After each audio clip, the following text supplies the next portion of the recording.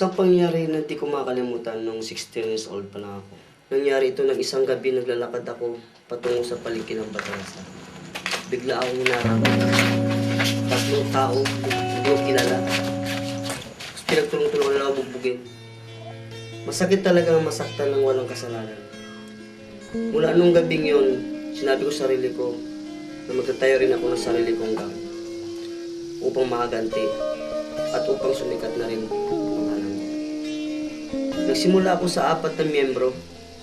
Matapos kong makaganti sa nambugbog sa akin, ay naghingayat pa ako ng ibang kasama. Bawat miyembro ay pinadaan ko sa hising, dumami agad ang grupo ko. Jen!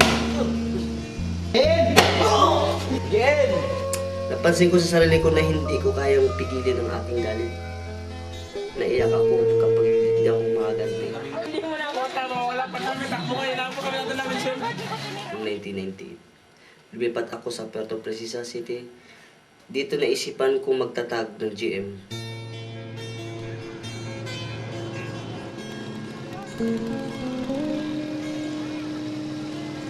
Sumikat agad ang aking pangalan at umabot sa 1,500 ang aking miyembro.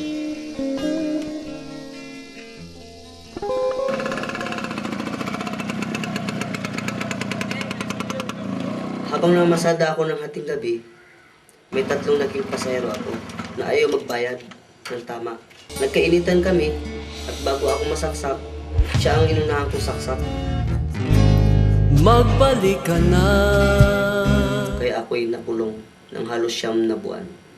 Halos hindi ko alam ang gagawin ko nung nasa loob ako dahil ang una at kasalukuyan kong asawa ay parehong buntis. 2 silang bumibisita sa akin, minsan nga ay doon na rin natutulog sa tabi ng selda yung kasalukuyan kong asawa.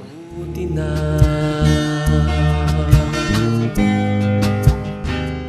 Noong year 2000, ako'y lumaya. Naging kasama ako sa isang malaking sindikato. Naging user ako at minsan pa nga muntik na ako masira ng ulo dahil sa shabu.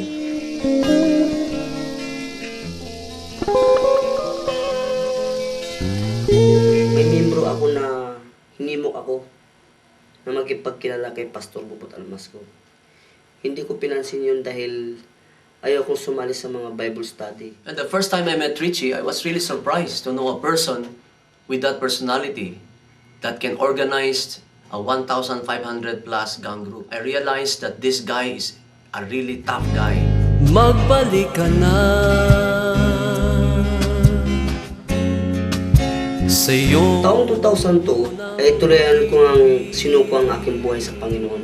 Mula noon, iniwasan ko na ang trouble, inom, pambabae, druga. Basta ang pagkakilala ko sa kanya noon, wala siyang, parang walang halaga sa kanyang buhay niya noon. Inom, barkada, mapungain ang mata, lasing na, maaga pa, lasing na. Tumang-tuwa ako ngayon sa kanya.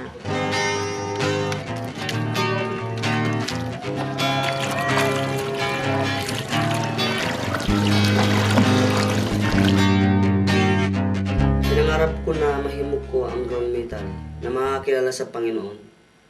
Kaya nga, sinimulaan ko na mag-cell group.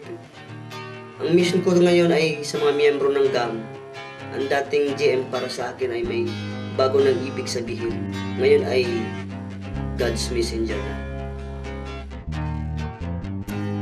Minsan sa Nag-aaral ako ngayon sa Bible upang mas maging epektibo sa pagbabahagi ko sa mga magandang balita.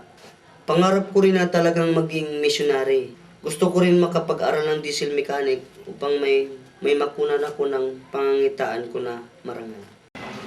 Sinira ng Diablo ang inyong mga buhay.